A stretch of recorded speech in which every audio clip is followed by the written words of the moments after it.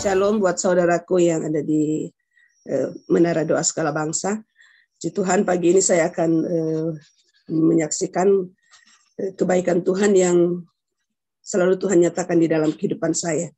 Dimana kalau pada beberapa hari setelah itu didoakan oleh Pastor Hebron dalam selebrasi kelulusan murid sedap, itu ada penyataan Tuhan bahwa hari-hari ke depan Tuhan akan memberkati keuangan, bahkan minggu-minggu ke depan, bahkan bulan-bulan ke depan. Puji Tuhan, saudara, memang benar tidak terlalu lama saya boleh melihat karya Tuhan itu selalu nyata di dalam kehidupan saya.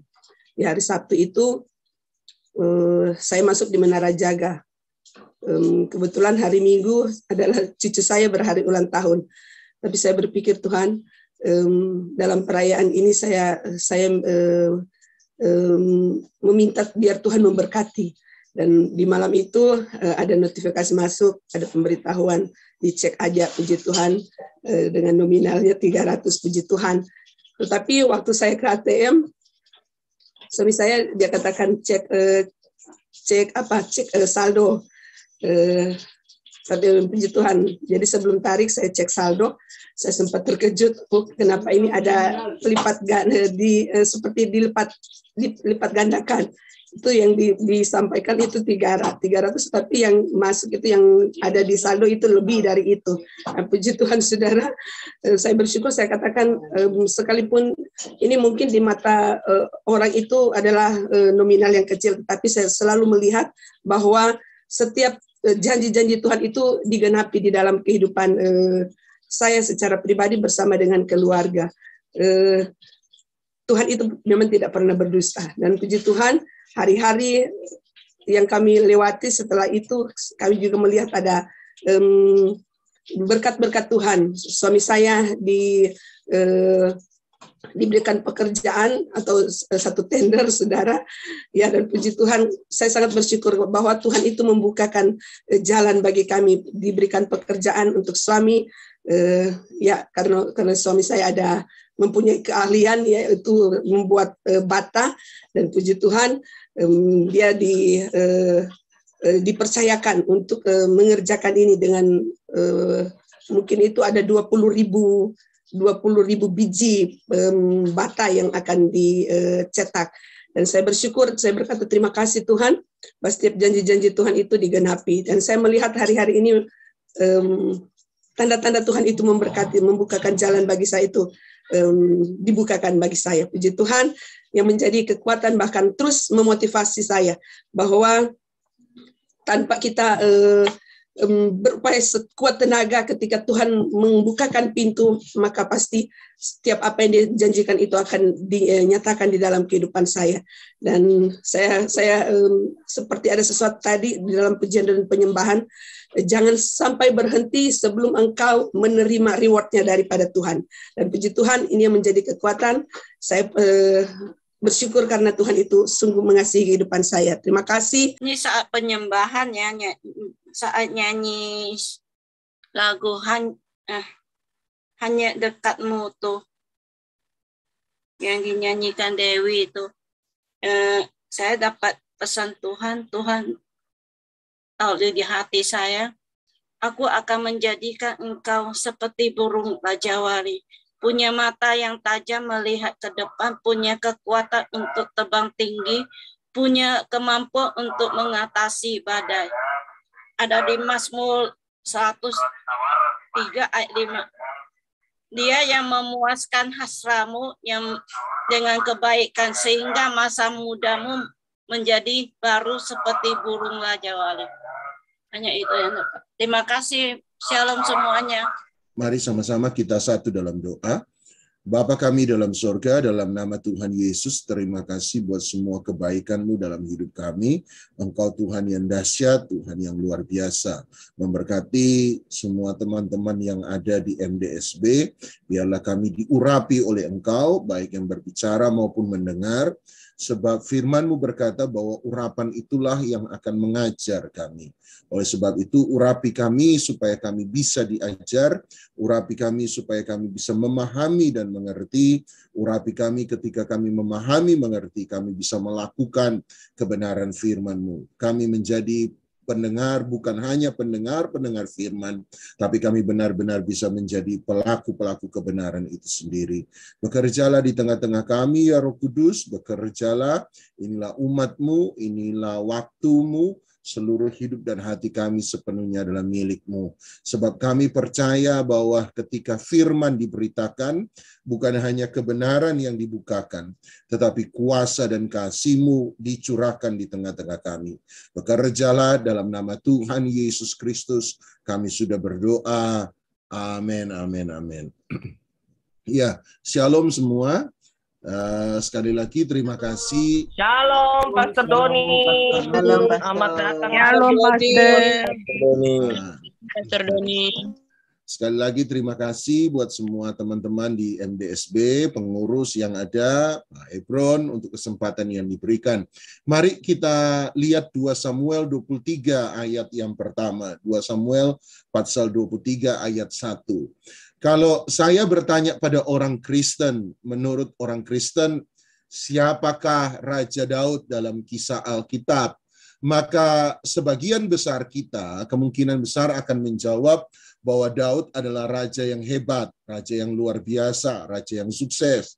Dan menurut saya itu jawaban yang sama sekali tidak pernah salah, sebab Daud adalah raja yang berhasil, raja yang sukses, raja yang luar biasa. Saya pun kemungkinan besar akan menjawab jawaban yang sama. Tetapi pertanyaannya adalah, kalau pertanyaan ini Raja Daud menurut kita tanyakan bukan kepada orang lain, tetapi kita tanyakan kepada Raja Daud sendiri. Dan kita bertanya, siapakah Daud menurut Daud sendiri? Jadi saya tidak bertanya pada orang lain, tapi saya bertanya pada Daud sendiri. Kira-kira menurut saya 2 Samuel 23 ayat 1 akan menjadi jawaban Daud bagi setiap kita. Dalam 2 Samuel 23 ayat 1, Daud tidak akan pernah berkata bahwa dia adalah raja yang berhasil, dia adalah raja yang sukses, dia adalah raja yang luar biasa. Walaupun memang demikian, tetapi menurut saya dia akan menjawab apa yang sesuai dalam tertulis di 2 Samuel 23 ayat 1.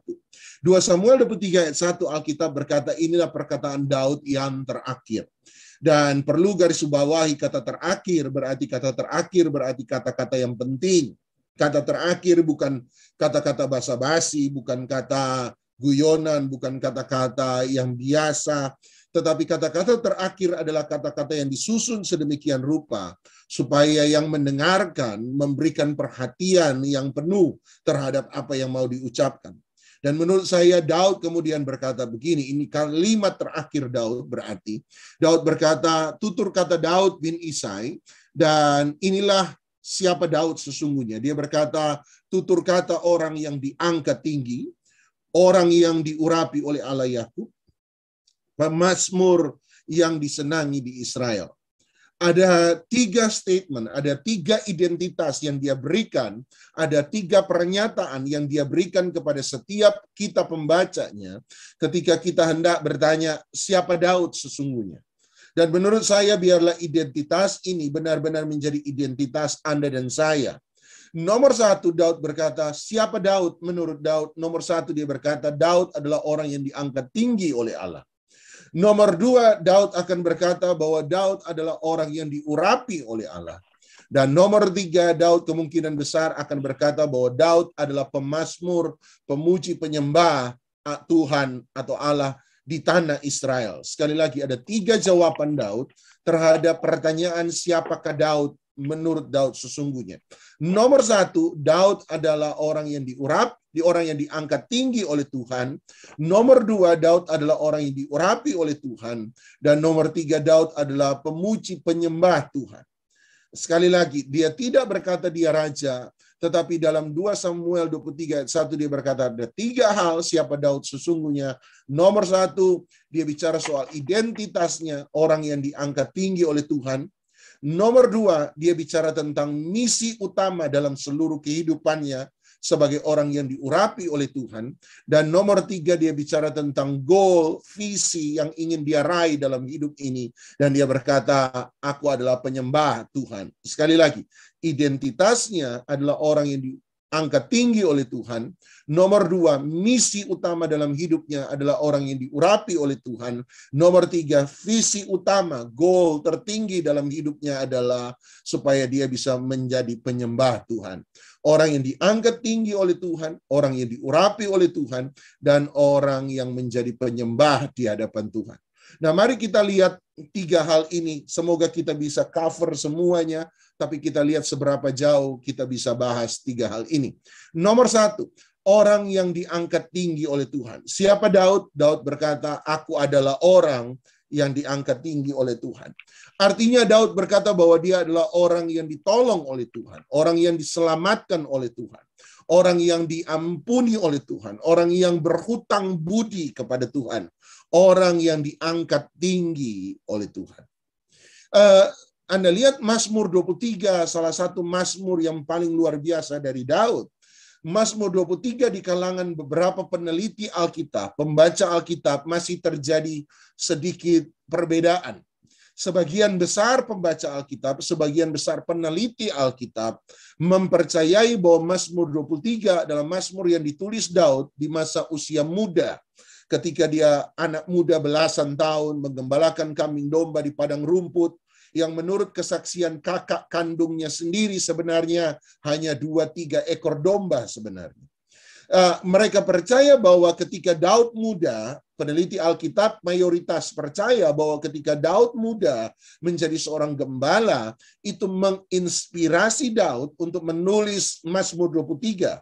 Itu sebabnya Mazmur 23 dimulai dengan kalimat Tuhan adalah gembalaku. Tetapi sebagian kecil lagi peneliti Alkitab percaya bahwa Daud sebenarnya tidak menulis Mazmur 23 di masa usia muda belasan tahun ketika dia sementara menggembalakan kambing domba di padang rumput. Tetapi sebagian kecil peneliti Alkitab percaya bahwa Daud menulis Mazmur 23 sebenarnya di masa usia tua. Di masa usia tua.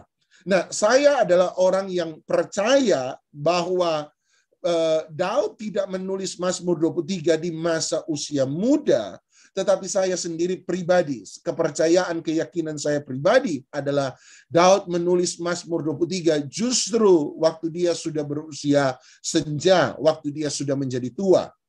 Izinkan saya sekilas memberi beberapa alasan mengapa saya percaya bahwa Daud tidak menulis Mazmur 23 waktu muda, tetapi saya percaya Daud menulis Mazmur 23 waktu dia sudah menjadi tua. Nomor 1 menurut saya percaya hal itu sebab Mazmur 23 bukan hanya sekedar sebuah nyanyian. Mazmur 23 bukan hanya sekedar sebuah lagu. Mazmur 23 bukan hanya sekedar sebuah pujian biasa. Tetapi menurut saya Mazmur 23 adalah sebuah rangkuman dari seluruh pengalaman kehidupan manusia. Menurut saya bahwa itu bukan sekedar lagu biasa, tetapi itu adalah rangkuman dari seluruh pengalaman kehidupan manusia. Itu sebabnya kalau Anda perhatikan Mazmur 23 sebenarnya bisa dibagi menjadi 2 bagian yang terpisah, 2 bagian yang berbeda, 2 bagian besar. Nomor 1, kalau Anda lihat Mazmur 23 ayat 1 sampai 3, maka Anda akan menemukan bahwa Daud bicara tentang pengalaman gunung dalam kehidupan manusia.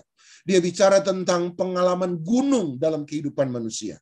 Apa itu pengalaman gunung? Istilah saya, pengalaman gunung adalah pengalaman yang indah. Pengalaman gunung adalah pengalaman yang baik. Pengalaman gunung adalah pengalaman yang luar biasa. Pengalaman gunung adalah pengalaman yang penuh dengan sukacita, damai, sejahtera, hidup tanpa persoalan. Makanya Anda temukan kata Mazmur 23 dibuka dengan kalimat, aku tidak akan kekurangan. Dia bicara tentang kehidupan tanpa kekurangan. Kehidupan yang indah, kehidupan yang tercukupkan dengan baik, berkelimpahan. Bahkan dia kemudian berkata, Tuhan membaringkan aku di padang rumput hijau. Anda lihat kata berbaring di sana. Berbaring. Kenapa dia bisa berbaring? Kenapa dia bisa tidur? Kenapa dia bisa beristirahat? Jawaban saya sederhana, sebab hidup tanpa masalah, tidak ada pikiran yang besar, tidak ada pikiran yang berat. Dia masih bisa menikmati hidup dengan bagus. Kemudian dia bicara tentang Tuhan yang membawa aku ke air yang tenang, misalnya.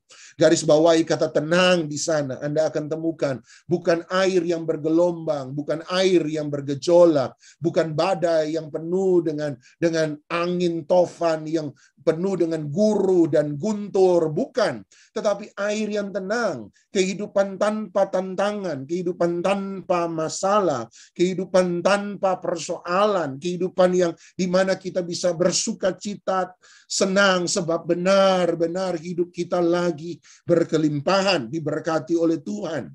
Kemudian dia berkata, Tuhan yang menyegarkan jiwaku. Garis bawahi kata menyegarkan misalnya. Mungkin ada tantangan kecil-kecil, tetapi kita melihat pertolongan Tuhan terjadi dalam kehidupan Anda dan saya. Tuhan menjawab doa kita. Hari ini di tengah-tengah pandemi, orang lain sementara ada dalam kesulitan keuangan, ada sebagian orang ada dalam kehidupan pekerjaan yang sulit dan sukar, tetapi kita masih bisa tersenyum, kita masih bisa tenang. Bukan hanya karena Roh Kudus ada dalam kita, tetapi memang karena berkat Tuhan berkelimpahan dalam hidup kita. Tabungan Anda masih ada, deposito Anda masih terisi dengan sangat baik, maka Anda bisa tersenyum sementara orang lain mungkin sementara kesulitan. Anda temukan itulah istilah-istilah dalam pengalaman gunung, pengalaman yang indah, pengalaman yang luar biasa. Tetapi Daud tidak hanya berhenti pada pengalaman gunung, tetapi Daud bicara tentang pertolongan Tuhan dalam hidupnya, ayat 4 sampai ayat yang ke-6, ketika dia bicara tentang dia memasuki pengalaman lembah, ketika dia ada dalam pengalaman lembah. Apa itu pengalaman lembah? Pengalaman lembah berbeda dengan pengalaman gunung. Pengalaman lembah adalah pengalaman di mana kita mengalami tantangan, kita mengalami persoalan, kita mengalami masalah yang berat, kita mengalami kesulitan. Anda perhatikan ayat 4, dia berkata, aku tidak takut bahaya. Artinya dalam pengalaman lembah ada ketakutan, dalam pengalaman lembah ada bahaya. Dia bicara tentang lembah kekelaman maut. Lembah bicara soal kekelaman. Apa itu kekelaman? Kegelapan. Kegelapan artinya satu kehidupan tanpa solusi. Satu kehidupan mungkin bagi manusia tanpa jalan keluar. Tidak jelas kapan persoalan ini akan selesai. Sebab kita tidak melihat terang sedikit pun. Dia bicara tentang bukan cuma lembah kekelaman, tetapi bagian lain berkata lembah kekelaman maut bahkan.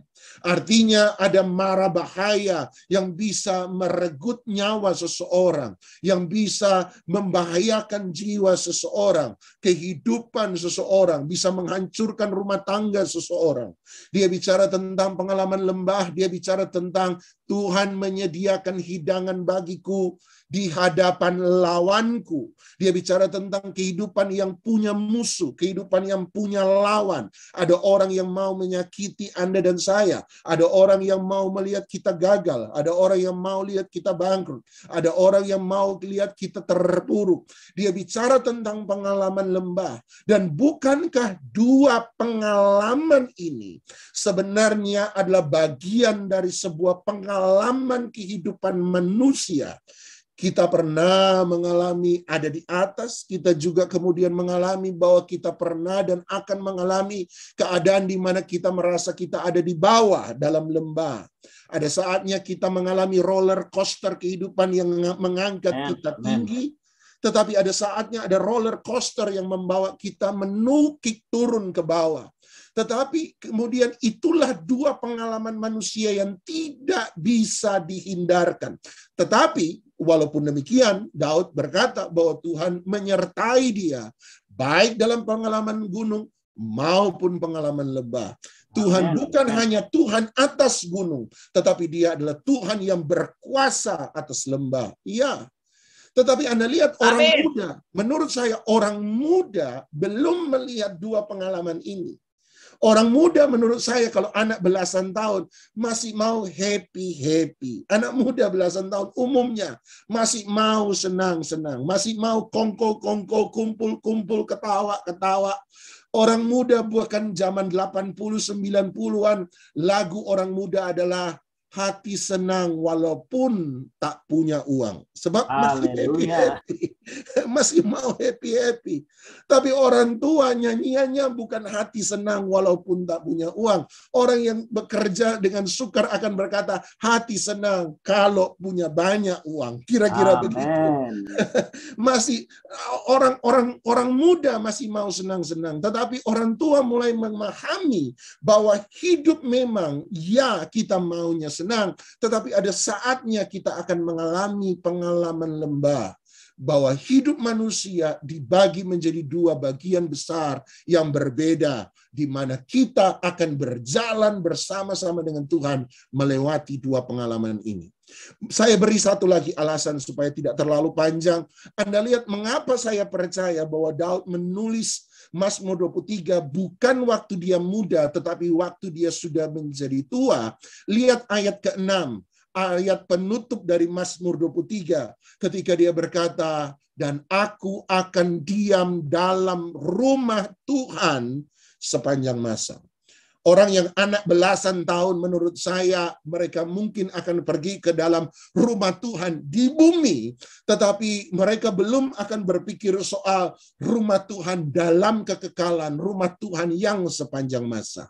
Hanya mereka yang sudah menjadi tua, hanya mereka yang sudah mulai memasuki usia dewasa, mereka yang sudah pernah mengalami dua pengalaman kehidupan tadi, hanya merekalah yang mulai mengalihkan pandangan mereka kepada kekekalan, kepada rumah Tuhan yang sepanjang masa.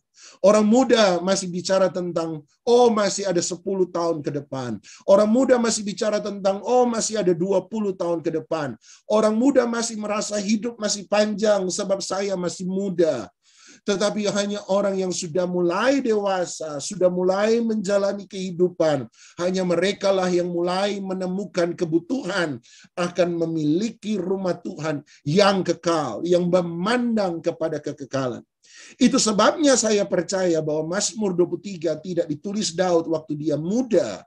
Tetapi saya pribadi percaya bahwa Daud menulis Mazmur 23 di masa usia dia menjadi tua. Kalau tafsiran saya ini benar, kalau keyakinan saya ini benar, berarti waktu di masa tua sekalipun, Daud tetap mengingat pengalaman-pengalaman ketika dia masih menggembalakan kambing domba berusia belasan tahun di padang rumput. Ketika dia menggembalakan 2-3 ekor domba sang ayah di padang rumput. Dia tetap mengingat pengalaman itu. Mengapa? Sebab dia menemukan bahwa kalau dia bisa dari anak gembala menjadi seorang raja yang mulia, dia berkata, itu semua hanya karena pertolongan Tuhan. Tuhanlah yang mengangkat tinggi. Kalau dia tadinya anak gembala yang mengembalakan, menurut kesaksian kakak kandungnya 2-3 ekor domba. Tapi hari ini dia bisa menjadi raja yang memerintah jutaan manusia. Sekali lagi, Daud di akhir hidupnya berkata, sebab Daud hanyalah orang yang ditinggikan oleh Tuhan. Kalau dulu tadinya dia adalah orang yang hina, orang yang tidak dipandang, orang yang dianggap tidak berharga. Daud pernah menulis dalam salah satu mazmurnya, sekalipun ayahku dan ibuku meninggalkan aku. Kalimat ini menjadi aneh sebenarnya. Aneh, mengapa Daud berkata sekalipun ayahku meninggalkan aku? Apakah itu hanya bahasa kiasan biasa? Hanya bahasa hati biasa? Ya mungkin saja. Tetapi ada satu peristiwa ketika Nabi Samuel menyuruh Isai sang ayah mengumpulkan semua anak laki-lakinya. Dan Isai benar mengumpulkan semua anak laki-lakinya. Tapi ada satu anak yang dia tidak panggil. Ada satu anak yang dia tidak kumpulkan. Siapa? Daud. Pertanyaannya, mengapa sang ayah tidak memanggil Daud? Kenapa sang ayah tidak mengumpulkan Daud hari itu? Kenapa sang ayah tidak membawa Daud ke dalam rumahnya hari itu. Tapi justru membiarkan Daud menggembalakan kambing domba 2-3 ekor di padang rumput. Kenapa? Apakah memang ada persoalan antara Isai sang ayah dan Daud sang anak? Apakah ada penolakan dari orang tua? Kita patut untuk mencurigai hal itu. Kalaupun benar, berarti kita temukan bahwa Daud adalah anak yang terbuang. Daud adalah anak yang diperlakukan berbeda. Tapi Daud berkata, sekalipun dulu misalnya ayah dan ibuku membuang aku, tapi aku temukan Tuhan menerima aku. Kenapa? Sebab aku adalah orang yang diangkat tinggi oleh Tuhan. Kalau Daud mengingat pengalaman-pengalaman dulu ketika dia mengembalakan kambing domba, dia sempat ceritakan itu kepada Saul dan dia berkata, aku harus mengalami bahaya sebab aku harus mengalami terkaman beruang dan singa, tetapi Tuhan meluputkan aku. Tuhan membuat aku menang mengalahkan terkaman beruang dan singa. Berarti Daud merasa bahwa pertolongan Tuhan nyata dalam hidupnya. Daud merasa bahwa dia ada hari itu semua hanya karena anugerah Tuhan. Semua karena pertolongan Tuhan. Itu sebabnya dia berkata, aku adalah orang yang diangkat tinggi oleh Tuhan. Satu kali saya masuk satu gereja. Waktu saya masuk satu gereja, kebetulan yang khotbah adalah seorang pendeta tamu dari gereja itu. Pendeta tamu, seorang pendeta tua, usia 70 tahun lebih, berasal dari Papua. Hari itu dia sementara berkhotbah dan memberi kritiknya kepada rekan-rekan sesama pendeta yang dia temukan dalam sidang sinode beberapa waktu sebelumnya.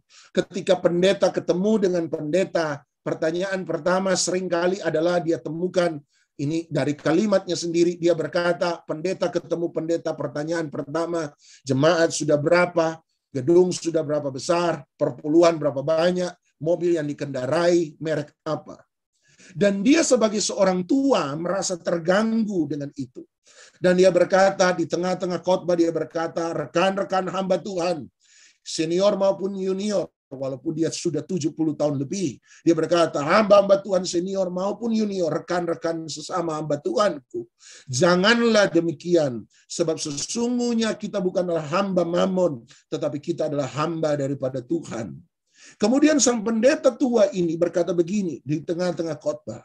Dia berkata, rekan-rekan hamba Tuhan, saya tahu mengapa Anda melakukan hal itu. Saya tahu mengapa Anda bertanya membandingkan berapa banyak jemaatmu dengan berapa banyak jemaat pendeta lain. Kenapa engkau membandingkan jumlah persepuluhanmu dengan jumlah persepuluhan pendeta lain?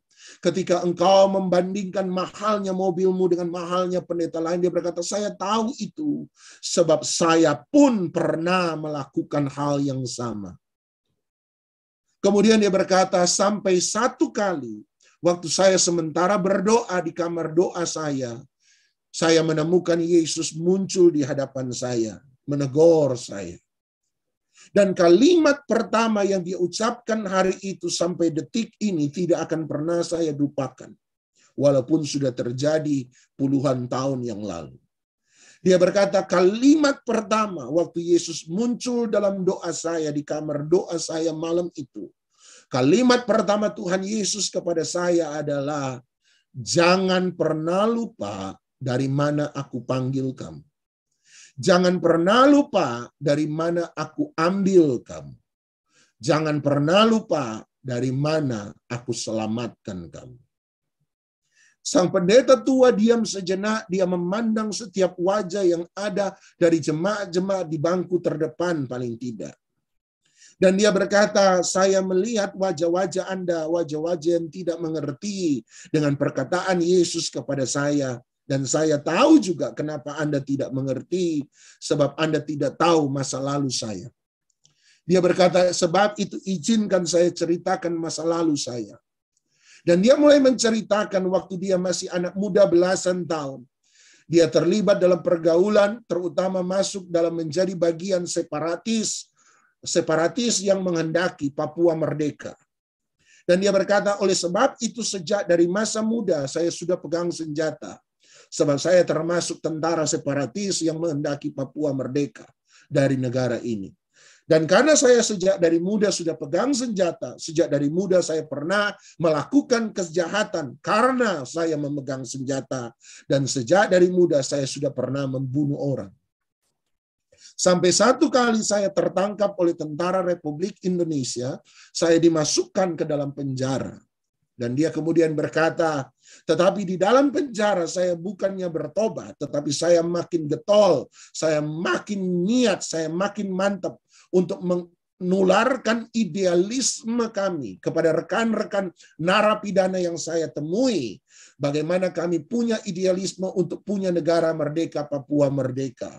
Sebab ketika saya ada dalam penjara, saya dihukum penjara seumur hidup oleh hakim. Tanpa kesempatan untuk bebas. Dan dalam keadaan itu sebabnya satu-satunya harapan bagi saya untuk bebas adalah apabila kawan-kawan saya yang di luar sana berhasil dalam perjuangan memerdekakan diri sebagai negara merdeka. Itu sebabnya dalam penjara saya bukannya bertobat, saya makin pahit. Saya cerita kepada rekan-rekan narapidana tentang Papua merdeka. Kalau ada narapidana baru, saya menceritakan kepada mereka juga idealisme kami tanpa takut dan tanpa gentar. Setelah sekian lama, sekian tahun saya ada di penjara, satu kali saya menghadiri sebuah ibadah yang biasanya kami hadiri. Sebab di penjara biasanya memang ada ibadah demi ibadah demi ibadah. Pendeta yang berkhotbah adalah pendeta yang sudah biasa saya dengar dan biasa melayani di penjara hari itu. Tapi hari itu yang menarik adalah ibadah itu walaupun sudah biasa, tapi ibadah hari itu bukanlah ibadah yang biasa. Sebab hari itu entah bagaimana sang pendeta tua ini berkata, entah bagaimana.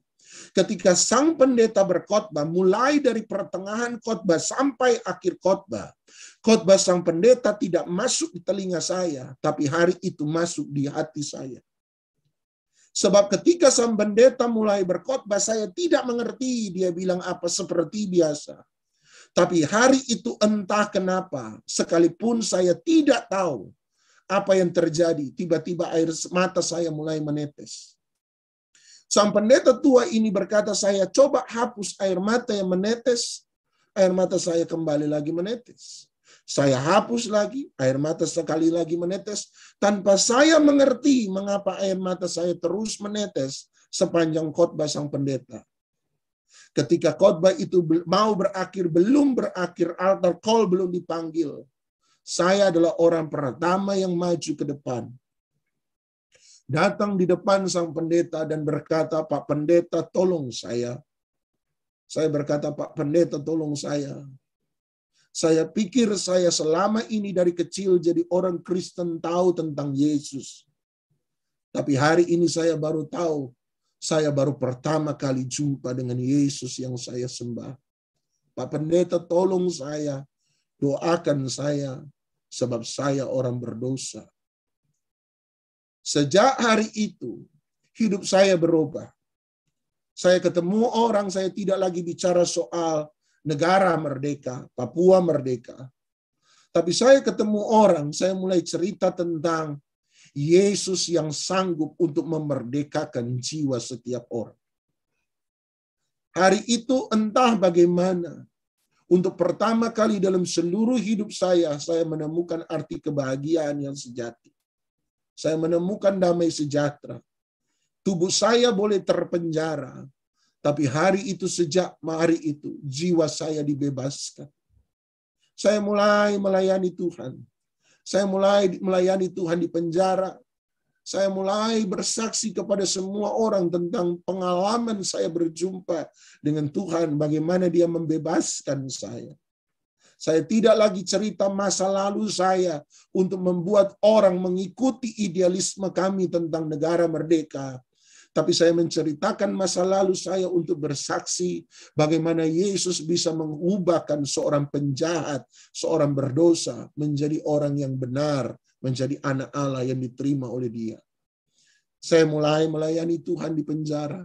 Saya mulai membagikan kasih Tuhan kepada rekan-rekan yang ada di sekitar saya. Selama bertahun-tahun saya menghidupi itu.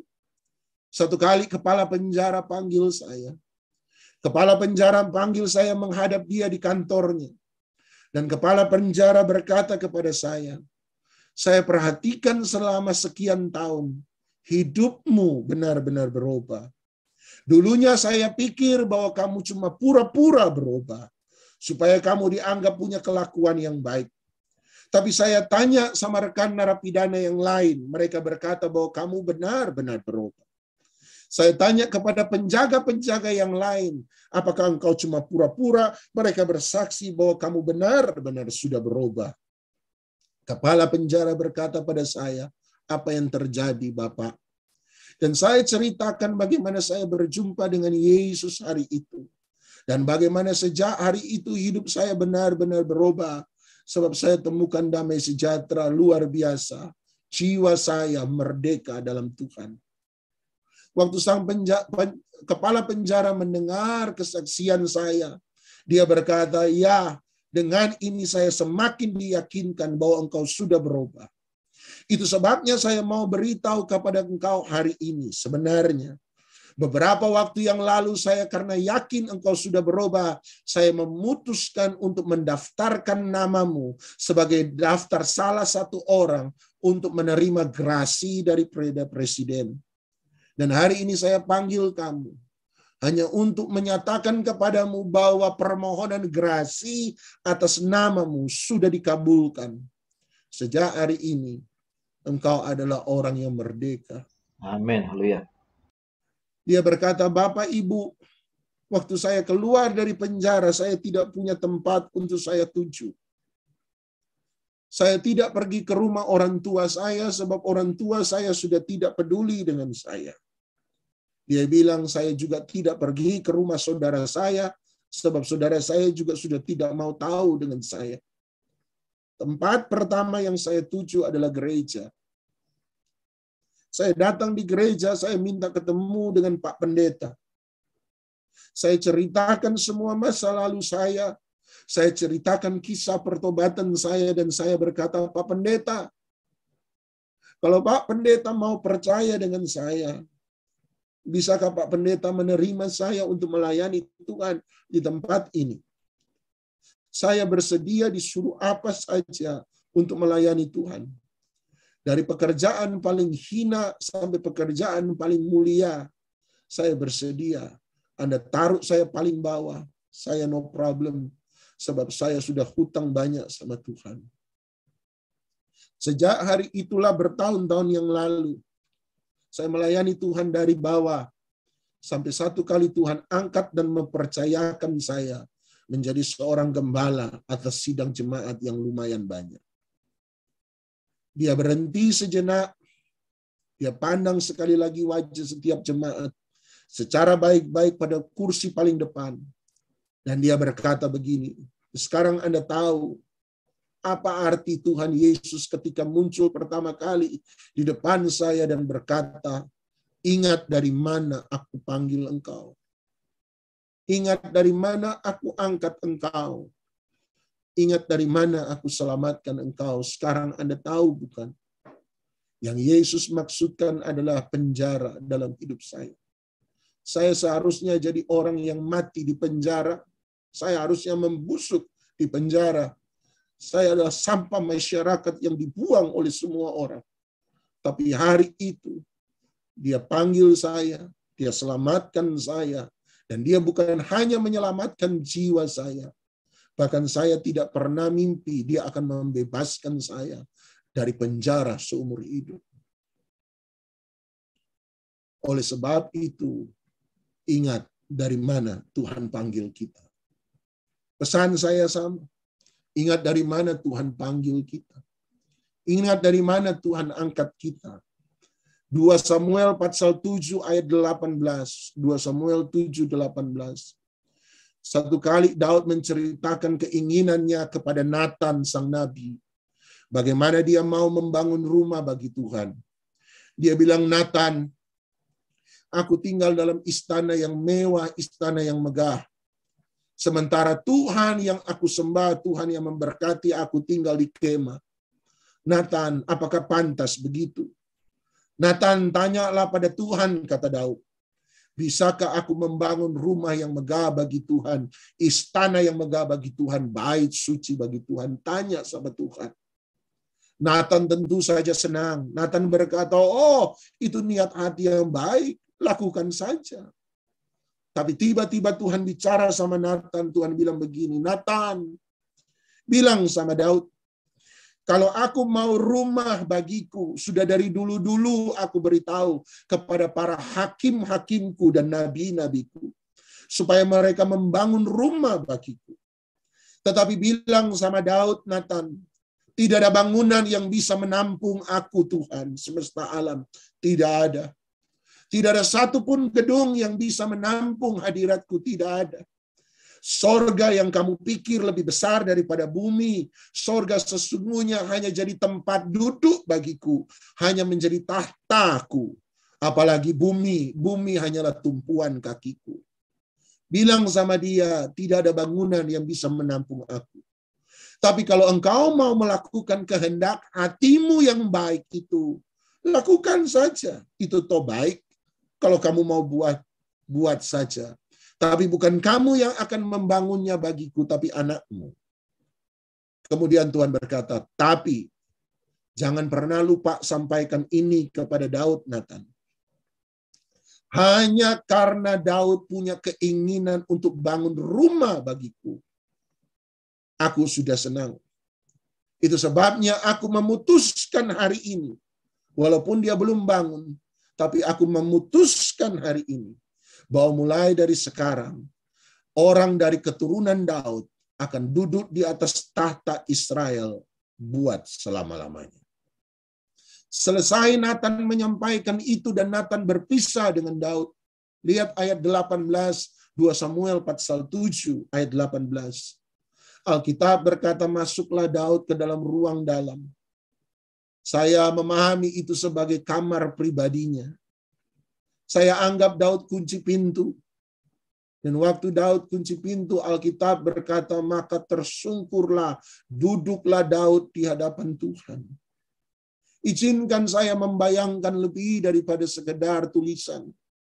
Saya membayangkan Daud tersungkur dan dia menangis seperti anak kecil. Dia menangis di hadapan Tuhan. Dan dia bilang satu kalimat yang luar biasa ini. 2 Samuel 7 ayat 18. Dia berkata, siapakah aku ini ya Tuhan? Sehingga aku dan keluargaku, keturunanku, Engkau bawa seperti ini. Daud berkata, siapakah aku ini ya Tuhan? Sehingga aku dan keluargaku, keturunanku, Engkau tinggikan seperti ini. Izinkan saya menceritakan makna bagi saya. Makna dari kalimat Daud buat saya adalah Daud berkata, siapakah aku ini ya Tuhan? Seseorang yang mengalami kebaikan demi kebaikan yang menurutku bahkan tidak pantas. Dengan kata lain, Daud mau bilang, Tuhan, Tuhan, kebaikan Tuhan yang kemarin aku belum bayar. Aku baru kepingin bangun rumah bagi Tuhan. Justru sebagai ungkapan terima kasihku, bayar budiku sama Tuhan.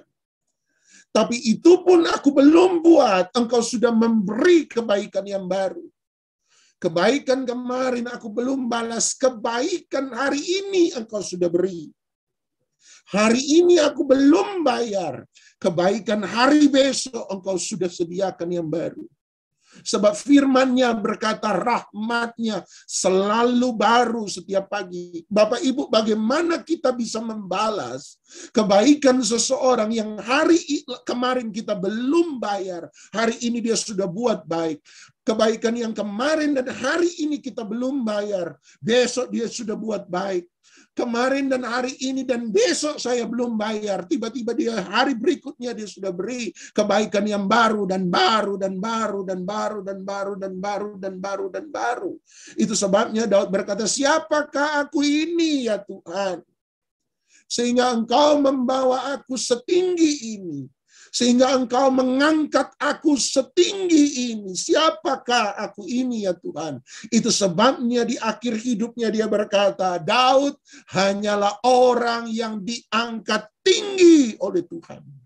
Orang yang ditolong oleh Tuhan, orang yang diselamatkan oleh Tuhan. Saya tidak mengenal masa lalu Anda masing-masing. Tapi saya percaya satu hal, Pak Hebron tidak akan menjadi Pak Hebron hari ini kalau bukan karena dia pernah mengalami pertolongan Tuhan, demi pertolongan Tuhan, demi pertolongan Tuhan, demi pertolongan Tuhan, demi pertolongan Tuhan, demi pertolongan Tuhan, demi pertolongan Tuhan, demi pertolongan Tuhan, demi pertolongan Tuhan. Amin. Saya nggak akan ada hari ini, Anda tidak akan pernah ada hari ini. Kalau bukan karena kita pernah mengalami kebaikan demi kebaikan, demi kebaikan, demi kebaikan. Daud menjadikan pengalaman menggembalakan kambing domba anak belasan tahun sebagai satu fondasi di mana dia membangun seluruh pengenalannya akan Tuhan. Sebagai satu fondasi yang tak tergoyahkan, yang meneguhkan setiap kebenaran yang dia percayai. Bahwa Tuhan tetap Tuhan yang menolong dia. Bahkan dia bisa menjadi hari ini sebagaimana orang pandang. Sesungguhnya hanya karena kebaikan Tuhan di masa lalu. Anda harus punya pengalaman, itu pengalaman yang akan membangun seluruh fondasi perjalanan Anda bersama dengan Tuhan. Anda tanya pada saya, kalau begitu Pak Doni, apa pengalaman Anda? Saya pernah cerita pada Anda waktu usia 9 tahun. Saya divonis dokter, kesempatan hidup saya tinggal 1-10%. Sebab saya mengalami usus buntu yang sudah pecah 3 hari lamanya. Bukan usus buntu selama 3 hari, pecah dalam perut 3 hari lamanya. Saya harus dibedah dokter 19 jahitan di depan perut saya. Dokter yang mendiagnosa saya berkata, aduh sudah terlambat. Anak ini mengalami pecah usus buntu sudah 3 hari menurut perkiraannya dia. Kesempatan hidup saya menurut sang dokter yang mendiagnosa saya tinggal 1-10%. Jam 10 malam dia ketemu orang tua saya di rumah sakit. Dia bilang begini. Menurut prediksi saya, kesempatan anak ini sudah tidak banyak. Kesempatan hidup tinggal 1-10%. Bahkan saya heran anak ini masih hidup. Tapi dia berkata, nanti ini malam, jam 10 malam, nanti matahari belum terbit, ayam belum berkokok, jam 3 pagi, saya prediksi anak ini sudah mati. Kalau Anda tidak operasi anak ini, dia mati sebelum matahari terbit. Kalau Anda operasi anak ini, dia mati di meja operasi. Sebab saya tahu kemampuan saya. Kalau saya yang operasi, dia mati di meja operasi di tangan saya. Oleh sebab itu cari dokter lain. Orang tua saya harus memohon pada dokter lain supaya dokter lain mau mengoperasi saya. Orang tua bahkan harus nodong dalam tanda kutip dokter orang Kristen. Papa saya bilang, dokter, tolong anak saya. Dokter berkata, tidak mau. Anakmu tidak akan bisa hidup, sudah nyerah dengan anakmu. Papa saya bilang, tolong dioperasi. Dia berkata tidak mau. Papa saya harus tanya, dokter orang Kristen? Dia berkata, ya saya orang Kristen. Dokter percaya manusia boleh berusaha, tapi Tuhan yang menentukan. Dia jawab, saya percaya manusia berusaha, Tuhan yang menentukan. Papa saya bilang, kalau begitu dokter berusaha, biar Tuhan yang menentukan. Tanda tangan surat pernyataan. Amin, haleluya. Rumah sakit dokter tidak bertanggung jawab atas kematian saya. Sebelum operasi, di tengah operasi, sesudah operasi. Tanda tangan. Dokter yang mau operasi saya kemudian bersaksi sama orang tua saya. Waktu saya bedah perut anakmu, yang keluar pertama kali adalah darah. Tapi darah anakmu tidak berwarna merah. Darah anakmu kental berwarna kopi susu. Sebab darah dalam tubuh anakmu sudah bercampur dengan nanah. Infeksinya sudah sangat tinggi. Betul, saya heran anak ini masih hidup. Harus keluarkan seluruh usus, cuci bersih, Amin, haleluya. kembali. Jahit 19 jahitan. Dokter bilang hanya mujizat. Makanya lagu saya adalah lagu saya selama 12 hari di ICU adalah lagu hidupku bukannya aku lagi, tapi Yesus hidup di dalam aku. Semua Amin. Cuma Tuhan yang tolong. Kalau Anda tanya pada Daud, siapa Daud? Daud berkata, aku hanyalah orang yang diangkat tinggi oleh Tuhan. Tapi hari ini saya tutup. Coba tanya sama Tuhan, siapa Daud menurut Tuhan? Menurut saya karena Daud bilang, aku hanyalah orang yang berhutang sama Tuhan sampai mati. Menurut saya itu sebabnya Tuhan bicara satu hal tentang Daud. Dia bilang sama Samuel, diulang lagi lewat Stefanus di Perjanjian Baru. Dia berkata, Daud adalah orang yang berkenan di hatiku. Orang yang berkenan di hati Tuhan adalah orang yang terus mengingat bahwa hidup ini hanya karena pertolongan Tuhan. Bapa dalam sorga, hamba melepaskan benih kebenaran firman Tuhan. Biarlah terlepas pada tanah hati yang subur. Berbuah 30, 60, bahkan 100 kali ganda. Memberkati penggembalaan yang ada di tempat ini, sehingga mereka menyiram setiap benih yang ditaburkan dari hamba Tuhan manapun juga, supaya bisa berbuah dan berbuah dan berbuah banyak dan berbuah tetap. Dalam nama Yesus kami sudah berdoa. Amin.